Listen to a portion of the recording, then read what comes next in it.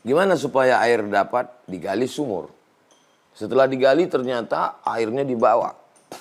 Kalau begitu mesti diambil pakai timba. Timbanya nggak sampai, mesti pakai tali. Itu namanya ikhtiar. Tapi jangan lupa, kalau tidak ada tawakal, galinya sudah, timbanya sudah, talinya sudah, tawakalnya nggak ada, kering itu sumur.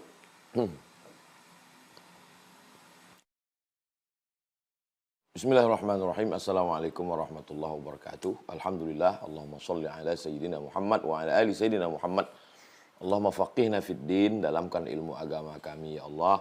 Wa 'allimna ta'wil, ajarkan kami pemahaman Islam yang benar. Warzuqna fahmal mursalin, berikan kami pemahaman seperti yang pernah Kau berikan kepada para nabi, wali-walimu, orang-orang yang soleh. Waftah lana futuhal arifin, bukakan pintu hati kami sebagaimana Engkau bukakan untuk orang-orang yang baik.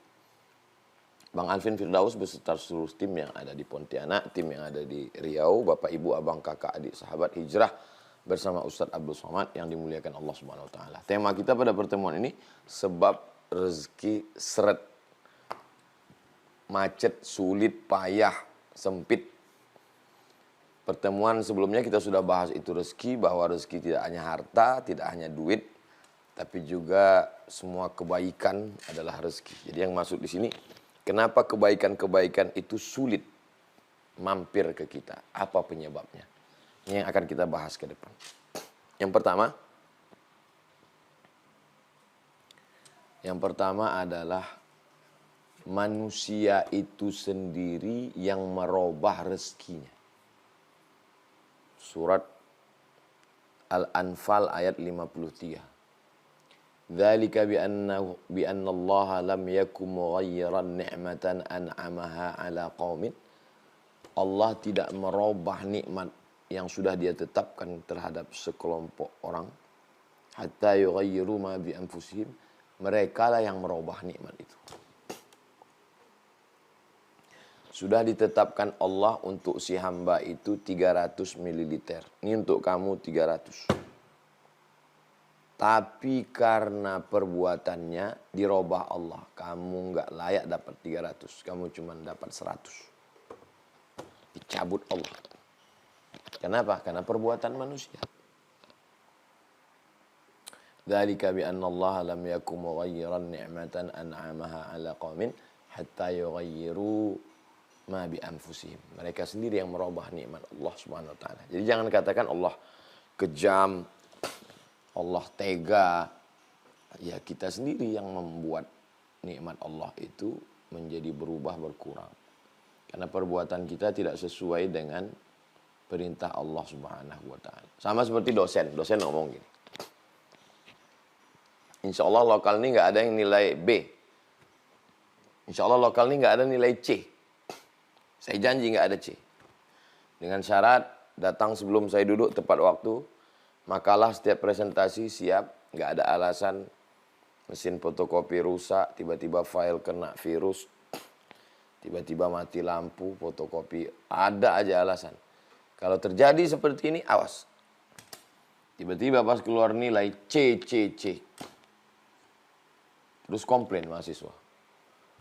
Dulu Bapak pertemuan pertama katanya nggak ada yang nilai C, AB, A plus, A minus, B. Sekarang kok ada yang C?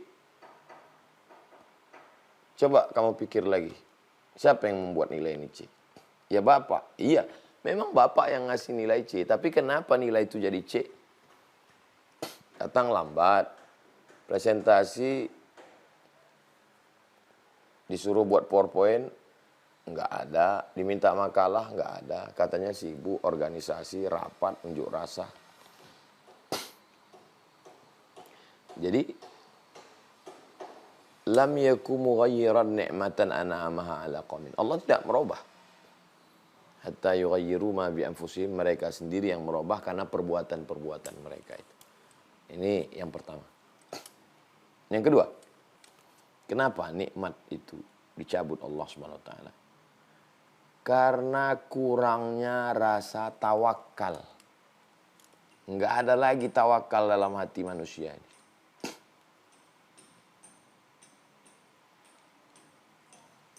ambil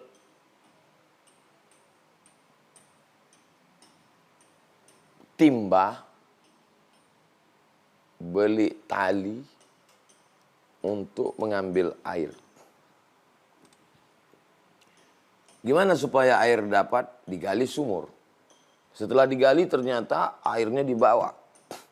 Kalau begitu mesti diambil pakai timba.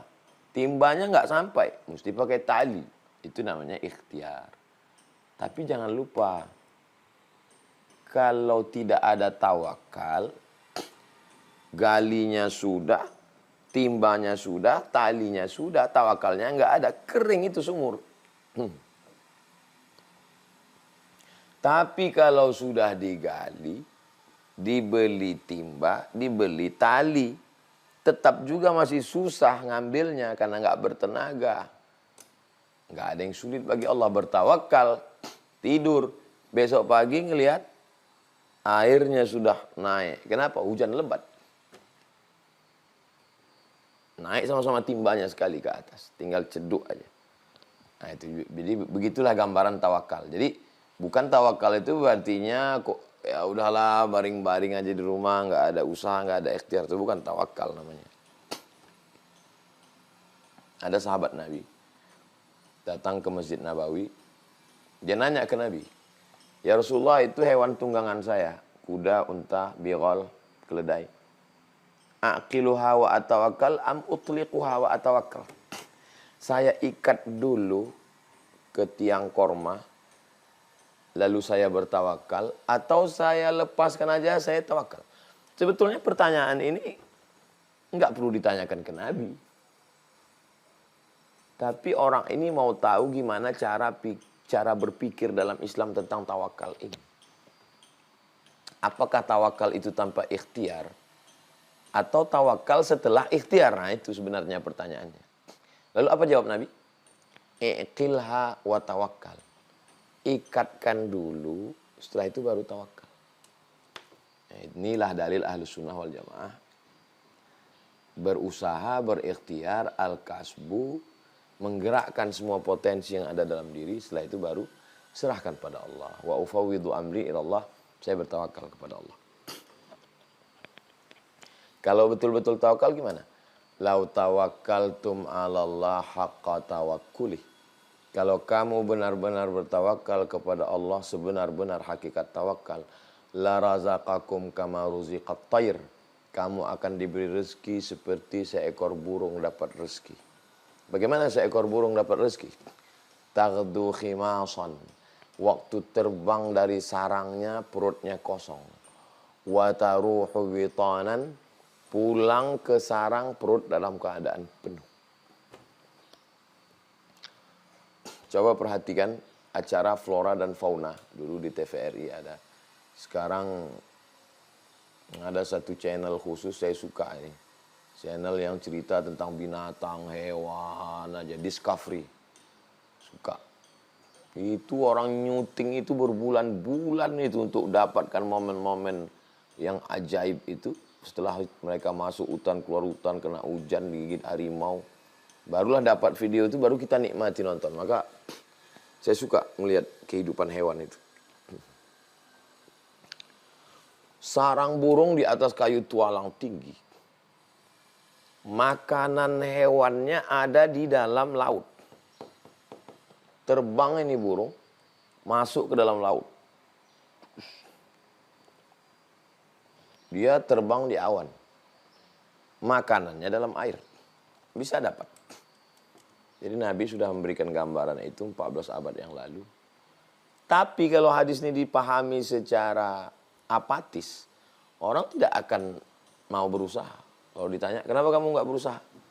Kalau kamu benar-benar bertawakal, kamu akan dapat rezeki seperti burung. Makanannya pasti tetap ada. Tapi kalau memahaminya secara pemahaman Ahlus Sunnah wal Jamaah, bagaimana sifat burung? Dia terbang dulu dari sarangnya, terbang. Gunakan potensi kepak sayap. Gunakan potensi tajam mata. Gunakan potensi tajam paruh. Ada sebagian burung yang bisa menahan nafas masuk menukik ke dalam, dapat makanan baru terbang lagi. Ada burung elang, Raja Wali, yang makanannya adalah madu lebah. Lebah tahu sendiri ganas. Dia terkam itu sarang lebah, dia kepakkan, terbang lebah, baru dia ambil. Dari sejak zaman Nabi Adam sampai Adam Smith, yang namanya burung, itu nyari makannya itu cuman pakai kepak sayap dengan paruh. Belum pernah ada nyari makan pakai handphone nipu orang. Belum pernah ada nyari makan pakai nomor, pakai akun fake account untuk bohongin, enggak ada. Dengan dua potensi saja yang diberikan Allah, kepak sayap dengan paruh, biasa dia dapat. Lalu kenapa kita tidak berusaha? Jadi kenapa rezeki itu diambil Allah? Karena kurangnya tawakal. Apa beda orang bertawakal dengan tidak bertawakal? Kalau orang bertawakal, setelah dapat rezeki, dia akan bilang, rezeki ini dari Allah.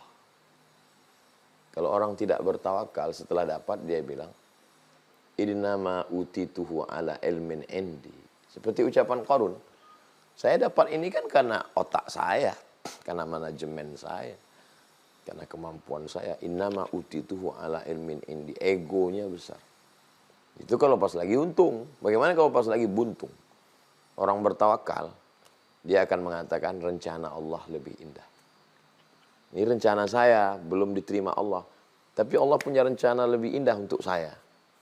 Dia tunda supaya saya lebih siap aja. Selalu husnuzon. Orang yang tidak bertawakal mau nyalahkan ini, nyalahkan ini, nyalahkan ini, lama-lama nyalahkan diri, stres, depresi, anxiety, mati. Nah, jadi pentingnya bertawakal. Yang ketiga, kenapa rezeki itu jadi seret? Walau anna ahlal qura amanu. Seandainya penduduk negeri itu amanu, beriman. Walau anna ahlal qura, qura dari kata qaryah, kampung. Seandainya penduduk kampung ini amanu, beriman. Wattaqau, bertakwa. Allah cuma minta dua, enggak banyak. Amanu, beriman, wattaqau, bertakwa. Allah balas dua. La fatahna alaihim barakatin, barokah, barokah, barokah. Minas sama, dari langit, wal ard, dari bumi. Walakin kadzabu, tapi ketika mereka mendustakan ayat-ayat kami, mereka bohong, mereka dusta, mereka enggak sholat, mereka enggak bertauhid, mereka syirik, mereka musyrik, mereka munafik, mereka minum khamar, mereka berzina. Akhaznahum, kami cabut nikmat itu. Jadi diantara menyebabkan seretnya itu adalah maksiat. Maksiat inilah yang menyebabkan dia tidak mau. Rezeki itu datangnya dari mana? Dari Allah. Makanya masalah rezeki ini kuncinya, kunci satu-satunya kunci masalah rezeki ini adalah tauhid. Tauhid. Kalau orang bertauhid, pas lagi melambung tidak sombong, pas lagi jatuh tidak murung. Kenapa? Karena dasarnya tauhid. Ini dari Allah semua. Ini punya siapa, Pak? Ini titipan dari Allah. Ini rumah, ini titipan dari Allah. Ini mobil, ini dari Allah. Kalau gitu disedekahkan ya, Pak? Ya, kalau gitu cuman ngomongnya aja dari Allah. Kalau memang dari Allah, ya keluarkanlah hak-hak Allah. 2,5% zakat, infak wakaf sodakohnya. Kadang nggak sesuai juga. Nggak sesuai antara ucapan dengan perbuatan. Lain di mulut, lain di tangan. Nah, maka di antaranya kenapa rezeki itu macet? Ya karena yang memberi rezeki itu dikhianati. Ketika Nabi Ibrahim alaihissalam naik ke atas kudanya mau kembali dari kota Makkah ke Palestina. Yang tinggal di kota Makkah ini adalah anaknya yang masih bayi namanya Ismail, dijaga oleh ibunya bernama Hajar. Lalu kemudian Hajar memegang ujung jubah Ibrahim. Lalu Hajar bertanya, Allahu amaraka bihadza? Apakah Allah yang menyuruh engkau meninggalkan kami di sini di tanah bukit panas kering kerontang nggak ada apa-apa ini? Allah yang nyuruh. Nabi Ibrahim menjawab dengan satu kata. Nabi Ibrahim nggak ada mengatakan sabar ya ini perintah Allah nggak. Dia cuma mengatakan na'am. Ya. Terus apa kata Hajar? Idzan lan yudayyi'ana. 4 kata. Idzan, jadi kalau begitu, lan tidak akan, yudayyi'ana, dia tidak akan menyia-nyiakan kami.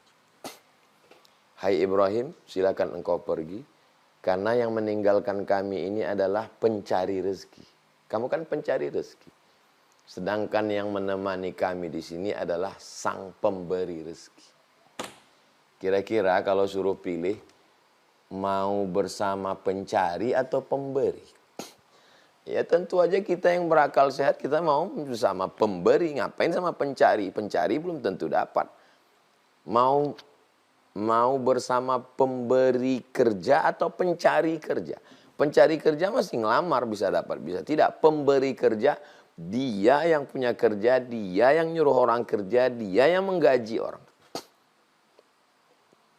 Yang meninggalkan kami di sini ini pencari. Silakan pergi pencari. Yang bersama kami di sini adalah pemberi. Allah Subhanahu wa taala. Idzan lan yudayyi'ana. Kalau begitu dia tidak akan menyia-nyiakan kami.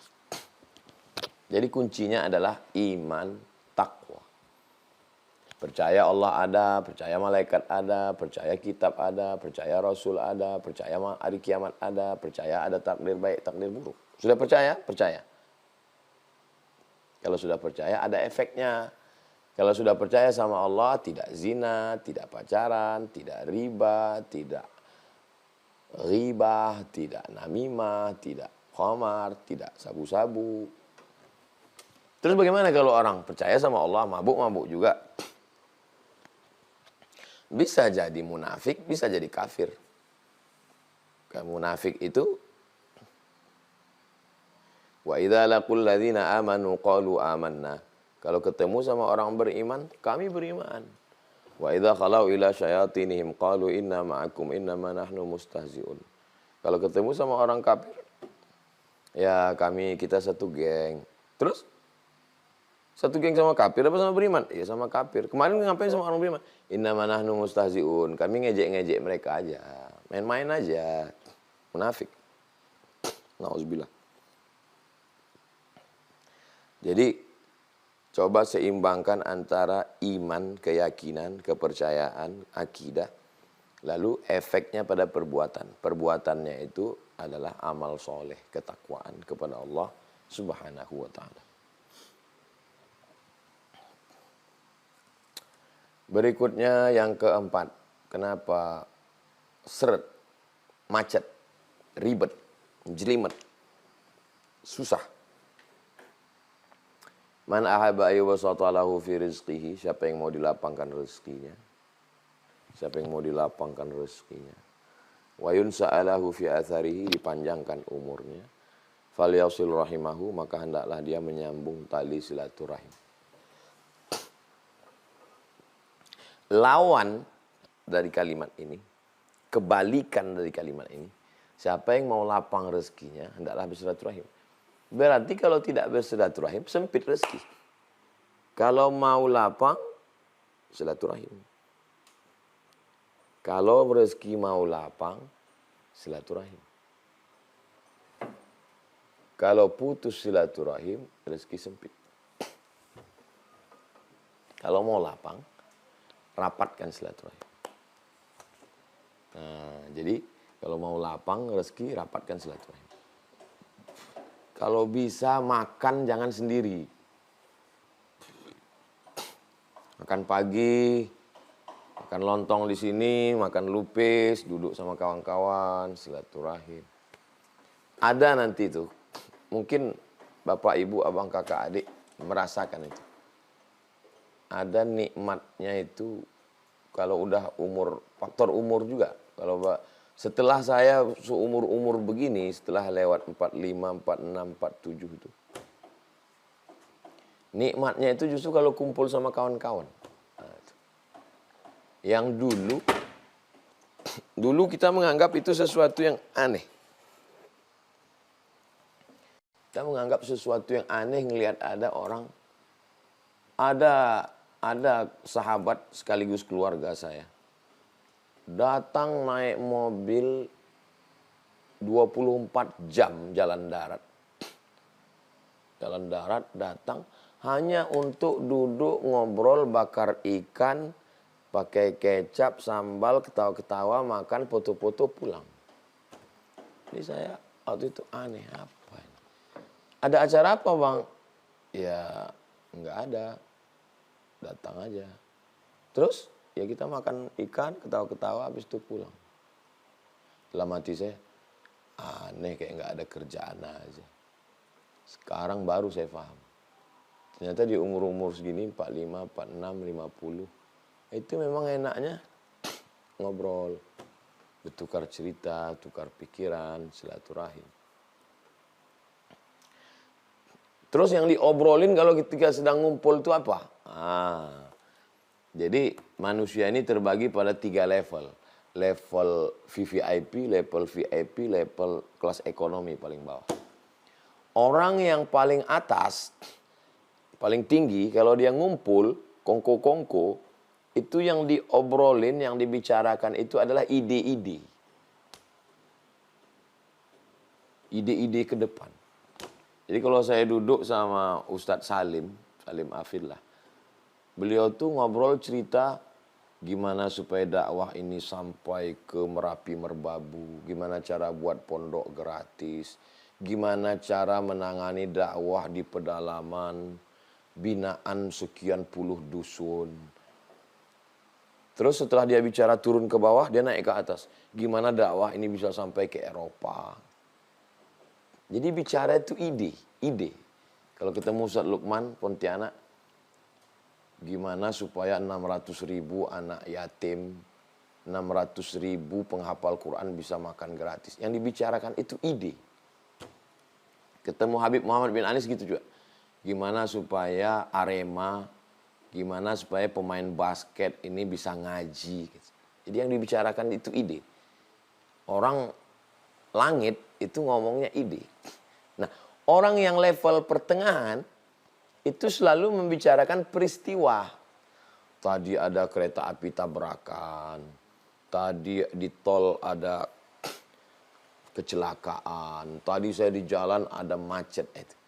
Jadi agak ke bawah. Nauzubillah lagi. Yang paling bawah ini level paling bawah. Level ekonomi itu kalau ketemu yang diobrolin itu bukan ide, bukan peristiwa, tapi yang diobrolin itu orang. Si Anu gini loh, si Anu gini loh, si Anu gini loh, si Anu gini loh. Setelah habis pembahasan, baru lebih detail lagi. Si Anu itu anaknya begini loh, mantunya gini loh, ini loh, detail. Ingat, kalau ketemu sama orang level yang kelas 3 tadi, dia ajak kamu ngobrolin orang. Ketika kamu nggak ada, kamulah yang akan menjadi bahasan obrolan dia. Memang ketika kita ada, dia ngajak kita ngobrolin orang lain. Tapi ketika kita tidak ada, kita lah yang akan menjadi objek pembicaraan. Jadi jangan juga maksud saya ini, jangan juga ini menjadi pembenaran untuk tadi acaranya apa?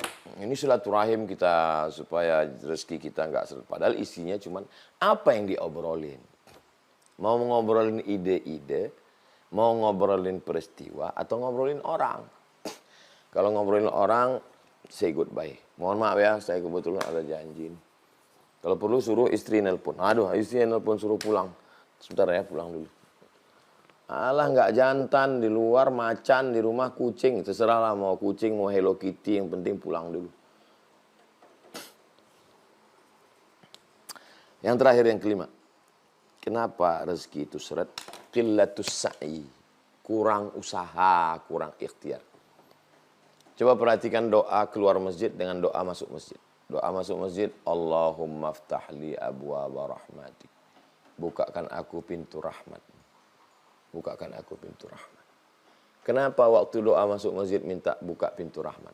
Karena malaikat yang ada di dalam masjid mendoakan, Allahumma fillahu warhamhu, Allahumma fillahu warhamhu, Allahumma fillahu warhamhu, ampuni dia, rahmati dia, ampuni dia, rahmati dia. Maka rahmati aku. Kenapa pas keluar masjid doanya minta doa pas keluar masjid? Coba tengok. Bagus di beberapa pintu masjid dibuat tulisan. Allahumma inni as'aluka min fadlik. Beri aku rezeki. Beri aku rezeki. Beri aku rezeki. Kenapa doa keluar masjid minta rezeki? Karena surat Al-Jumu'ah. Idza qudiyatis shalah. Kalau salat sudah dilaksanakan, fantashiru fil ard. Bertebaranlah di atas muka bumi. Wabtaghu min fadlillah. Carilah karunia Allah Subhanahu wa taala. Tanam padi, tanam gandum, tanam cabai, tanam tomat, tanam wortel, tanam kentang. Ihyaul Mawad namanya, menghidupkan tanah mati. Orang yang menghidupkan tanah mati tanpa ada pemiliknya, maka dia menjadi pemiliknya dalam Islam. Saya tidak punya bakat bercocok tanam, Pak Ustadz, berdagang, berniaga, jual kebutuhan pokok sehari-hari, jual beras, jual gandum, jual minyak, jual roti, jual susu, jual kacang, jual keperluan manusia, kebanyakan jual buku dan segala macam. Maka ini perbuatan-perbuatan ini adalah usaha ikhtiar, tapi tetap seimbang dengan tawakal. Jadi dalam Islam ini kita disuruh berusaha. Makanya ada namanya fikih muamalat. Ada fikih ibadah, sholat, zakat, puasa, haji. Ada fikih muamalat. Bagaimana hubungan transaksi kita pinjam meminjam, namanya dain. Gadai menggadai, namanya rahan. Bagi hasil, namanya mudharabah. Permodalan, namanya murabahah. Nah, ini ikhtiar.